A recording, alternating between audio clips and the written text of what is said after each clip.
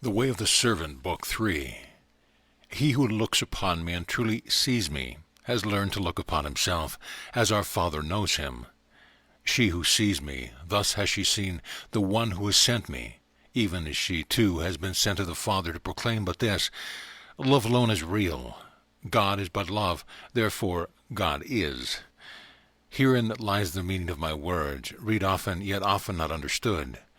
It is not possible for what is real to be threatened, nor is it possible for what is unreal to exist. Because you know only that you exist, you must be in God, and cannot be threatened in any way. Nor does the illumined mind behold the places where it begins and God ends. For what alone is real is without beginning or end, yet always does such a mind recognize that it is created, and not creator, knowing not the unfathomable source of its beginning. This recognition is the seat of humility. Humility begets the recognition of freedom, and in perfect freedom lies true power. I can do absolutely nothing, nor need I do anything, for the one who has sent me alone does all things. Joy flows gently from the heart of one who is awakened. It is a joy neither created nor possessed, but allowed. Flowing as the radiant extension of a light that meets no obstacle, it attracts those who would choose to remember, and behold themselves reflected in the one who is awakened. When you see me in the face of your brother and sister, you become the mirror of their only reality, and in you can they know Christ. Therefore your relationship with each of them is the means of your salvation, and your only appropriate gift to them is to be one who has refused to tolerate the air of separation in yourself, offering to them the gift of their perfect and holy reflection. The holiest place on earth is indeed wherever an ancient hatred has become a present love. Hatred is ancient, being born of separation, having a beginning, it must have an end. Love, being of God, knows neither beginning nor end. To offer your brother and sister the gift of your holiness is to offer the gift of what is eternal. Eternity must speak to them of grace, and by grace and grace alone the world is overcome. Join with me and offer our friends the holiness you share with me from before the foundation of the world. Nothing beyond this can be found, and in this there is nothing lacking. All searching has ended, and in what is eternal there can be nothing you want still. In giving yourself, you must remember yourself. This alone is a straight and narrow path, the bridge given you when, in a distant and forgotten past, you looked upon one insane thought and failed to laugh. Your seriousness made the insanity of separation seem real to you. Gone now is all fear, for we see together that what is unreal cannot possibly exist. Now we are safe. Now peace has come, giving us alone to everyone. We have received it forever. The servant gives, and therefore receives. I have said that I come to gather my friends to myself, gather those who are given to you, and it is enough. And because you have received the ones I sent to you, in order that they might behold in your holiness their true reflection, verily you have received me. And our friendship must be eternal, being established in God. When I said, go and do likewise, it is just this to which I am referring. For as many as received him, gave he the power to become the sons and daughters of the living God. This can only mean that when you give the gift of your holiness, you have paid witness to the truth that you have received me. Because you have allowed me to raise you from the dead, you are the one in whom I now live. And the only logical meaning of the second coming is witnessed by those who are given to you. If but one of your precious friends sees that I live in you, the whole of creation is uplifted. You are sent forth in my name to extend the power to awaken unto all who will be sent to you, and in you will they be provided with the opportunity to see themselves as they are held eternally in the mind of God. Remember that in the kingdom there is no effort. Because you are awake in me, you need do nothing. Yet not one thing shall be left undone, and what I ask of you, you will accomplish, because our wills are joined. It is not possible that you fail, for this would mean that God has failed me, and my Father fails not his Son. The choice for love, which is the end of fear, is the choice to see with the eyes of Christ. God has not failed me, and I cannot fail those who are sent to me, because the one who has sent me lives in me. giving them to God by seeing that Christ is in them. They are received through me, but by God who receives his own. All praise to the one beyond all comprehension. I am not the doer. I am not the maker. I am but the humble servant, allowing the witness of love in me because Christ lives in me, and this is enough. What perfection the world reveals, what sublime beauty do all things show me. My joy is beyond measure, my pleasure unending. Weariness is gone and the dance begun. The song of the one in whom I dwell lifts me gently in dancing, the leaves tossed in the wind, the laughter of a child, the radiance of the farthest star, each one who stands before me, these are the partners with whom I dance. Perfection shines forth in all things, the weaver of the dance is trusted. If I am with you in this moment, we dance as friends in holiness, for we cannot fail to be where God has asked us to be. The eternal melody shifts and moves on. I dance with the one sent unto me, yet lose not the one who appears to have gone. For minds that have joined in love can in no way be separate one from another. Fail not to dance, O Holy Son of God, know ye not what comes to pass. The crucifixion is past, the resurrection completed, and ascension now descends upon us as a gentle dove, lifting us to the abode of the one who is but love. Forget you not to dance with every breath you breathe, for love waits upon your welcome, and desires to be heard with every spoken word. You are the one sent forth from God. You are the one in whom he remains eternally well pleased. You are the one in whom I live and reveal myself to the world. You, precious friend, you are as I am. In your joyousness is my laughter heard, in your giving am I received. Dance you therefore with passion, not for the things of the world, but for that which alone is real and cannot be taken from us. Because light is reborn in you. Your brothers and sisters rejoice. You have become their salvation, and they yours. Their gratitude is joined with mine, and our voices are raised as one. God is.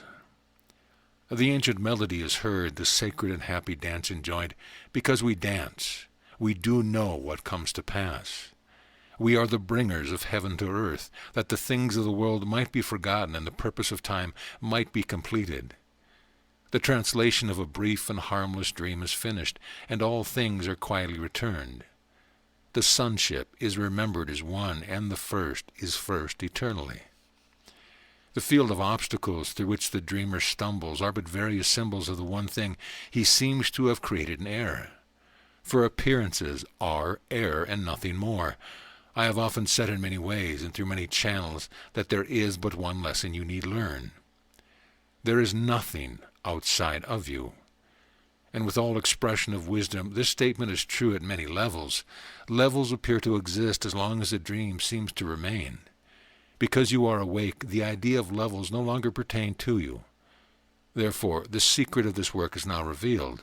It is given to those who are the teachers of God, for only they will truly and clearly understand it. In knowing that they do understand it, they will know they have received the sign from heaven I once promised them. Now they are free to take up their cross and follow me, for where I have gone they now can come. And the whole thought structure of the world has been reversed in them. Because it is completed in them, it shall quickly be completed in the entire sonship. This are they certain of, and our voices are raised as one. All things perceived arise only within the mind, because all minds are joined. Whatever is perceived has arisen in one mind, shared equally by all. To say all minds are joined is to say only that there is one mind, and the things of heaven and earth arise and pass away within it. You have learned that the body's senses have led you to believe that everything beyond the boundary of the body is outside you, but you have recognized that this cannot be true. It has always made sense to you that your thoughts are not outside you. It has required great courage to learn the truth, that your brother's or sister's thought is also not outside you. Until recently, you have remained fearful of taking the next logical step. While just a few traces of guilt remained, you have feared what you perceived as an overwhelming responsibility. But because the Father has taken the final step for you, you abide in the perfect safety where the next step is no longer fearful. I have said that the Holy Spirit never teaches you what you are still fearful of learning. Because of this, two things follow. First, Before you choose to be awake in me, it appeared that a prayer could fail to be answered. This was because you feared receiving the answer, and so it was not given you. But what you are willing to receive always was given. Now, because you are willing to receive all is given you. Yet, because your eyes are open, you no longer pray in vain. This means only that you have gone beyond the childish prayers for those things you once believed you needed to save you from what you thought you feared. Because fear is gone, childish prayers vanished. Awake in our remembrance, you have learned to pray only for the atonement of the sonship, and have extended to me your willingness to join with me in answering the only true prayer. This has required the relearning of trust, and trust is the inevitable fruit of the forgiveness you have extended to the world, of which you are a worthy part. This willingness has given me permission to dismantle the mansions you have made in error. Every teacher of God has faced crucifixion. Through forgiveness and mastery of the keys to the kingdom, you have passed through the eye of the needle to join me in the resurrection. All things have been made new again. Second, because you are now taking the next step, it must mean that the fear which had kept what you prayed from you is no longer present. This can only mean that my promise has been kept. I have given you my strength until yours has become as certain as mine.